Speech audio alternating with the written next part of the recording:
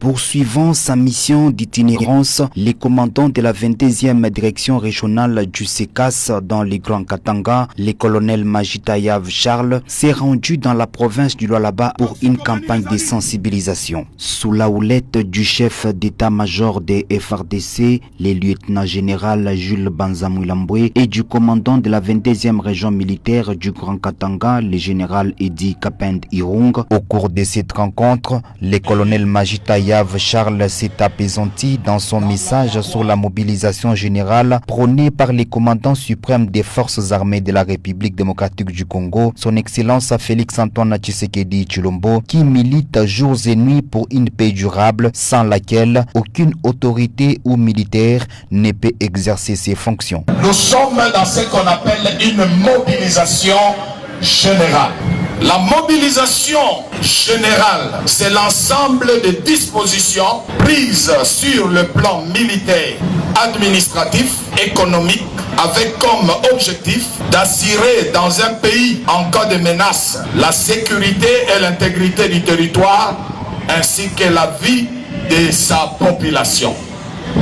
Voilà pourquoi le chef de l'État, son Excellence Tshisekedi Tshilombo, le commandant suprême des forces armées de la République, a prôné une mobilisation générale. Voilà pourquoi nous sommes réunis en ces lieux. C'est pour la bonne cause. Et la cause, c'est la République.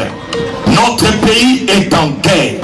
Nous devons adopter une attitude, un caractère, un comportement. Comme vita, il est banaïta.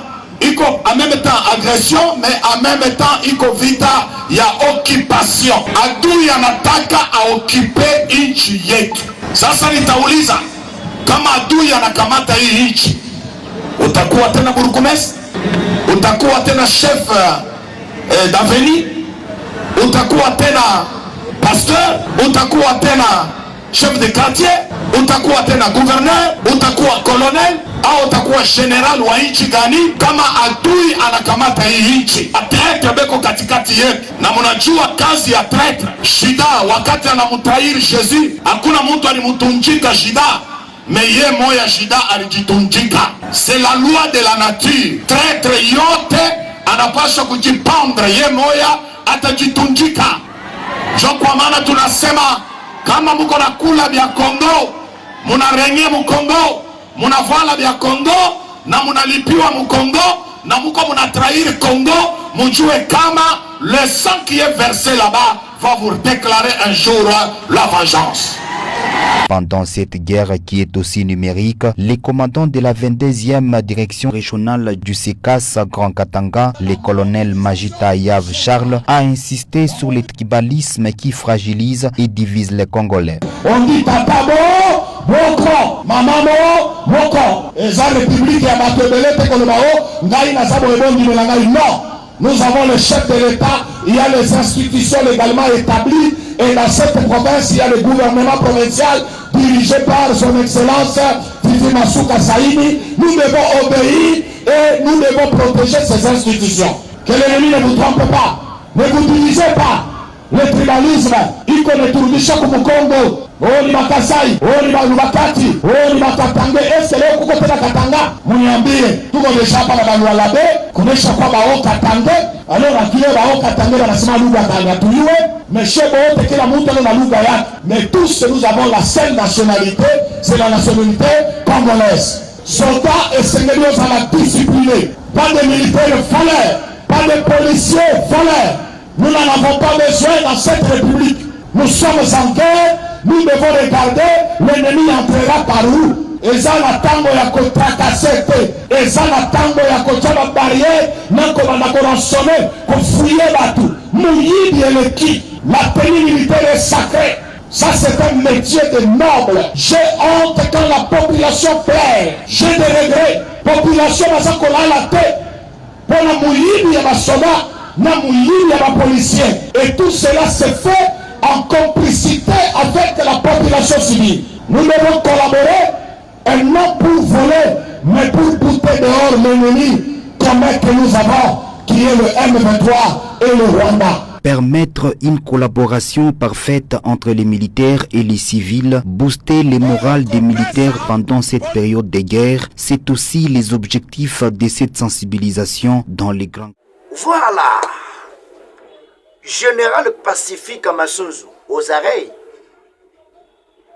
Nune Komeli 179 Naba ministre, Naba officier mélangé na kati, liste bimi, il y a 171 personnes. Plusieurs officiers aux arrêts à l'aéroport d'Indili. La nuit, qu'est-ce qui se passe?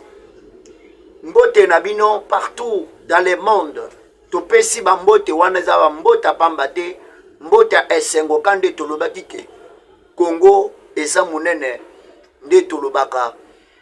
Makambuluko la Congo boye esenga kaka ke biso nyonso ba congolais tous dans vraiment alerté nde balobaka ngwe pa mokonza mboka avant-hier parce que alobaka ngo biso nyonso ba tous dans la média tous dans la alerté pour na neutraliser poison rwandais oyo azali ko empoisonner na mitwa ba congolais yango tozali ko sala mobilisation o ba congolais bazali banda ba ebika bazolobake ban poso nzoto nde tikali mais milimu na biso mabimbeza na kati ya mabele après tokosukisa na bitumba l'est du pays parce que bitumbeza en cours depuis le matin ya lelo mercredi le 7 mai 2025 otomoni coup de feu côté ya Minyembwe otomoni bazalendo balobi ba position na biso tokotika te et tokobete la bino ni nezoleka na kati ya FARDC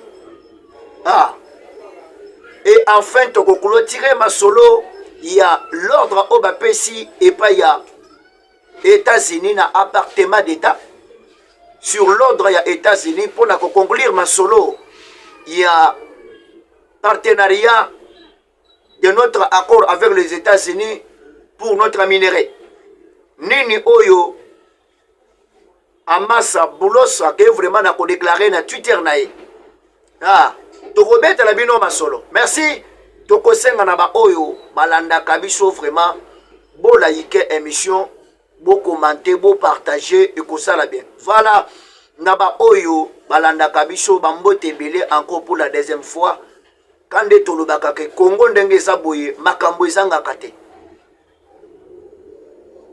wana toko bandela nanu na ba infiltration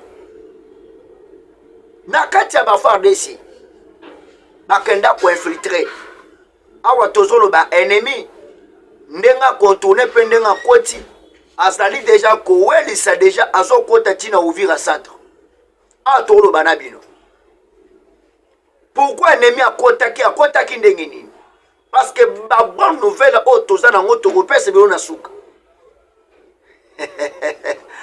makambo ekomi elengi jamais tokoza la fragiliser te bango soki bakokota bakota baobanga déjà pona kosonga epa na bango parce que basi baperdre de mission na kati ya Congo nalobaki yango déjà bien avant basi baperdre déjà makambo nyonso quand nde tolobaka ke Congo eza susu te mutualité ou bien un dépôt ya kokota ba infiltration te tokomi ngonga ba congolais bazwa vraiment conscience ba travailler bazala alerter dans le monde ya ko défendre vraiment leur patrie batwana baza infiltré bakota kindengeni soka ba edaki bango epa ya bato bazali vraiment ba infiltré bato basi ba pesa déjà mbongo balie vraiment corruption bato bazali batuti bavandaka mingi o batrava na Joseph Kabila bazwa Kabila kona bango bakenda soka bazaki na bateni bazo pesa bango ba M23 po baza na moi facilité ko infiltrer ba wazalendo soka bakambo bandaki déjà ko salema na nouveau o bango banda ko lokela po basaela ngo soka ba projet na bango ezalika de façon que bakota na Uvira neti village o tozolo ba depuis hier ekoya ekota soki le wija wana eza côté ya fils totolo ba koto komba eza côté ya au plateau ya Minyembwe ennemi à se propager parce que kuneza bango na bango général Arama abanda kota le côté bakisala mambila wana ba traître au bana travail mais je pour Joseph Kabila colonel Ambuyo banda travail côté Minyembo kuna ba bato ba fanda na Joseph Kabila il y a longtemps. Ces gens-là ne peuvent pas travailler pour les chefs de l'État parce que Fachi a cassé Makambunyo surtout. Quand on a bango ça pour minerai au mokonza mboka bloqué na États-Unis a bakisi mobeko kezana pays mokote ko somba minerai parce que le vrai minerai et ça les minerais ya RDC. Parce que dans le monde risque ça na minerai na ye na ba stock tout mais azalo azana minerai original ko la bisoté. Aota ko lobada makambwana aw. Bafanda ki babanda ko sala ngomo konza mboka na raison à quoi annoncer pe ko ba ke photos dans alerter dans le monde.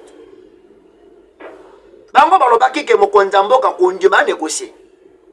Aboy brassage et mixage. O Kabila teka kimboka. O Martin Foyou la solo bako na limbisi nanga. Alimbisi Kabila. Azo senga Tshisekedi folongo. Basozo ya même primage, ba miyebi. Ke basa basozo ya même primage. Bolande ki Mike Mukeba. Mike Mukeba lobini. Alobi que Martin Fayou la na constipation politique. Bakenda na Genève. Na kati ya Genève Tshisekedi a se retira. Mais Martin Fayou la kenda ko soutenir Moutou c'est même incapable. Mike Mukeba qui disait ça. Oh les loba tout ça va comprendre. Ya on a lobby, il faut qu'on like émission, il faut qu'on partage na ba on va s'abonner, bon s'abonner s'il vous plaît. Na ko meta bilo kwa lelo. Non, pensande que lelo. On va nous faut pas comprendre ce qui se passe. Ya on a ko senga soutien liboso se partage cette émission. Masusu akenda banome ye nzoka azaki na plan ayeba ki pena bien que plan na yesa pour ba éliminer ye nzoka c'était du mensonge oya uchi ko tomber na ba piège ba infiltrer Congo yango moni ba twana ba se propager ba koti parce que bazaki de na carte o besoin depuis James Sakabarebe ba infiltrer Congo il y a longtemps. Quand des tolobaki que Baréunion sur Bando au Salem, souvenez-vous un certain jour, je vous ai toujours dit que caméra qui n'est pas Katia Bunakan, Akutana, Naba Willingoma. Mais à ce moment, caméra était ici, comme le ministre, comme le directeur des cabinets, comme un ministre pour la deuxième fois. Parce que tant que il était dans le cabinet, Mouyibi, Aïba Bisso, bon, à 5 jours, Baba Stalé Fave, nommé ministre. Tu sais que vous voyez une soie kabanda ko sala manœuvre pour baloba ke muntu sala ka vraiment diarrhée di santé sala kambala mokote moyiba yiba kambala mokote fallait ba soya maboko na kacha sak bosaka na kana Félix alo ko le muntu moko avandi alo bakate baba soko muntu abata male kibino na maye bomona ke lokona za mwana muke Ndobo yoki franga jongo alobi. Politika o Tshisekedi atakisi mwana atalisi mwana ye. Ya politika o atalisi bisote. Soka bombela biso vraie diplomatie. Jongo aloba. Ah lelo jongo aza mutema mabe. Luwa kena ko attaquer jongo. Mais vous comprenez abattoir na ba komi déjà ko comprendre. Kende tozo kende. Match zo kende amabe. Tout na musia ça na ba généraux nyo subo baza infiltré. Liste auto que na ko trouver awa. Soka bato babandaki ko financer ba mbongo bazaka ba ministre o baza awa. Ba député o baza ana ba officier. Mbongo gouvernement ba futi ba su ba mbongo ba pesi ba twana ko na ba 123. Awa crise côté le bango bazo su ba mbongo wa. Crise côté le bango. Bazo su ba mbongo wa. Bango na bakomi ko lela lela bakomi ko mituna metoko bandela ka wapi. Ndo moni attaque quoi ti entre Bazalendo ne FARDC. Ba wazanga baza ko sala alerte ba lobby ebele ya ba FARDC baza ko to ya ba ovile. Baza ba infiltré. Confiance à fois de ce côté, bah ouvrir na ba fils na ba mwenga na ba itombo. Et ça confiance à fois de ce côté. Parce que plus c'est déjà majorité au baza kuna 100%. Baza kuna. Yango ba bloquer qui vrai militaire. Ba jeune au bana formation, nous avons beaucoup de militaires na kati ya Kitona mais ba bloquer bango. Pour na renfort ba kita même kuna ko. So que ça ki ba yaki. Goma na lingezo amate. Ata Bukavu. Ayeba ki plan na bango basalaki. Tellement Tshisekedi tellement qui batunyo soit déblonner tout le monde.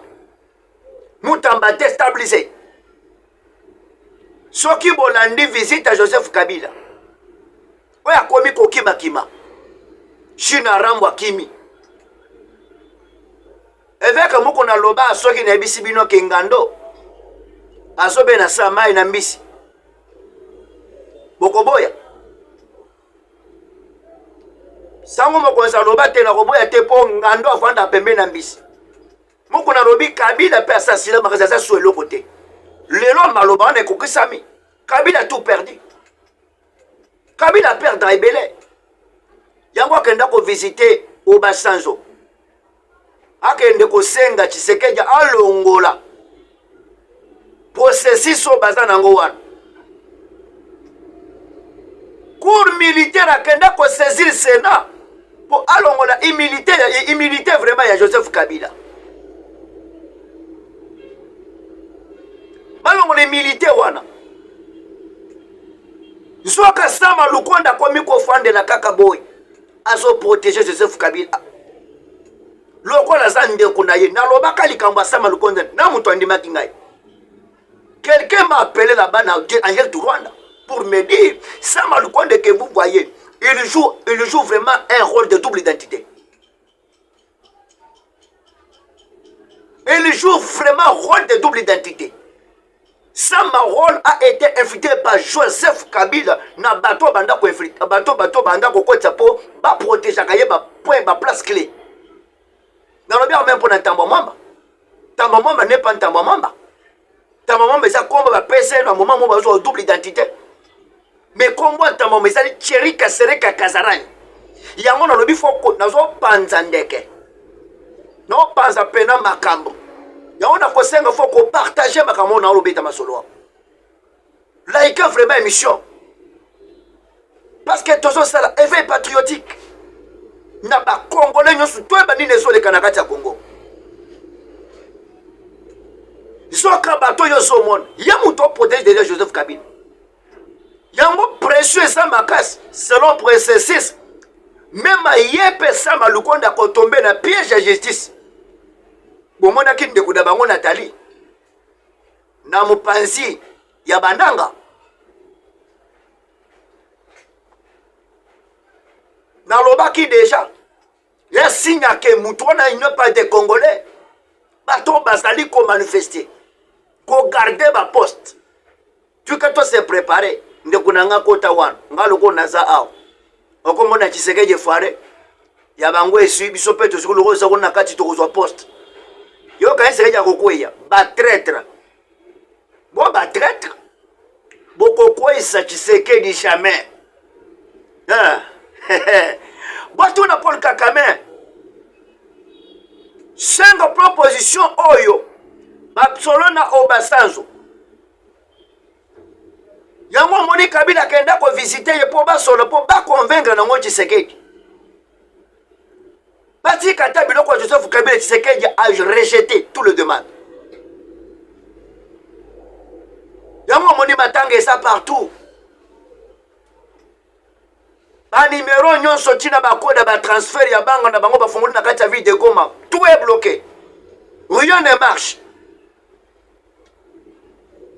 Baza suna l'autre côté.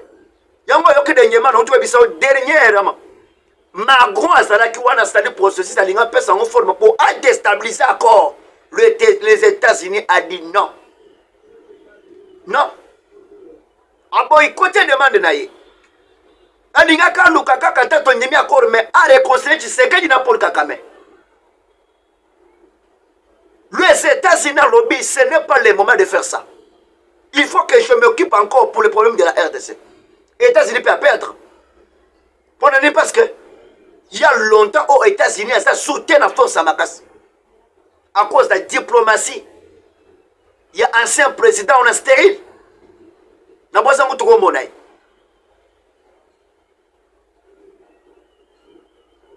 Développement na États-Unis banda aux assoutés. Minéraux ils sont bloqués par Batoussous.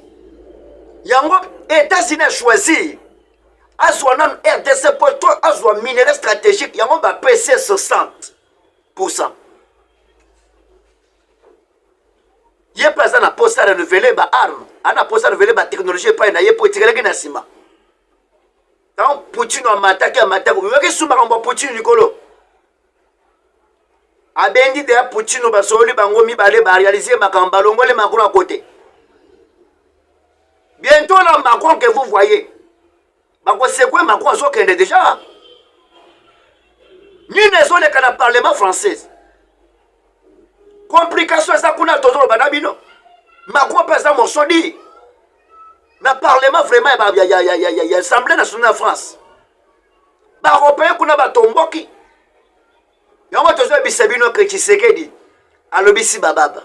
Bababa balobaka te balobi. Banganga bafwanda ke lolo balati bakupe bakoti na tempo babeta kabana. Ah mwana Tshisekedi wa mulumba. Yango to banda ko bisabino ke bato yo so mono bakosonga na raison. Lelo basali ba coalition. Tshisekedi a bondi pendant 37 ans. Babeta mi bagaz. Basimba ta munduki te. Lelo basali coalition ya marka nyonso po ba combattre Tshisekedi. Rien ne passe. Rien ne réussira. Yango tozo bisabino ke moni mboka o ya Congo Béni. Yango tozo ko bisabino bonne nouvelle. Et c'est ce matin c'est que nous avons appris que selon l'ordre de Donald Trump a pesi ordre et pas ya Amasa Blos. Boulois ça qu'est annoncé a pesi ordre à appartenir na département d'État pour finaliser ma cambouille accord. Comme on vient de le dire par le chef de l'État, Habile le Congo, ce n'est pas l'argent pour que je pousse le bradé. Il s'agit de notre sol. Ma belle à Congolais. Ma belle à Bande Kunangaï. Alors je le fais avec beaucoup de grand cœur, avec beaucoup de l'amour, afin de garder notre souveraineté. Et en moi, c'est un journaliste, un peuple congolais, tous alertés pour défendre vraiment notre patrie.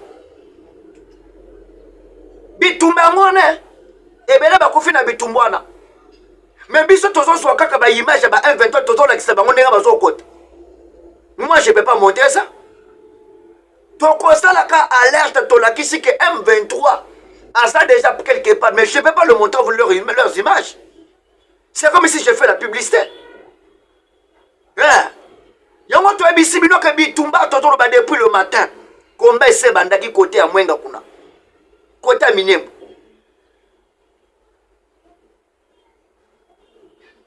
Bango baza kolokande ba récupérer ba place. Côté nyonso ba minerai ba waza nde ba occuper. Nde ba ke ko kotsa ba infiltration na kati ya FARDC. Ba info ba notambulo baza ko attaquer FARDC. Ba yini FARDC parce que beaucoup plus à bateau baza ba vle tozo tanga wana baza ba infiltrer. Baza ba infiltrer. Yango tozo bisabino qu'il faut qu'on telle malikolo ko défendre notre patrie. Wow, bravo na ba wazalendo. 179 personnes au babimi na liste. Otomoni bakangi bango na aéroport balinga bakima. Ntusu bakangi bango na aéroport balinga bakima. Mawa tozana bino awa. Diplomatie Tshisekedi ndambo ekolali sebino bapongi. Bon comprendre qui est Tshisekedi. Alors faut Tshisekedi azana kola batukolo ba japelle bemba o. Ba Teresa Kaikwanga. Ba Costa Mutamba. Ba Jean-Pierre Liao. Yeah. Ba to basali ko sala musala comme il faut. Ba défendre la patrie. Alors merci. To sengi bo s'abonner ebele. Bon liker, bon commenter, et ça bien. C'est la première partie de la mission à Tongo Alelo. topesi bino bambote ya esengo tokutana na bino un certain moment avec votre communicateur Sylvain, le prophète Sylvain, aigle national. Tozali pe tokozala kaka pour nous défendre notre patrie. Bye bye. Bambote bele.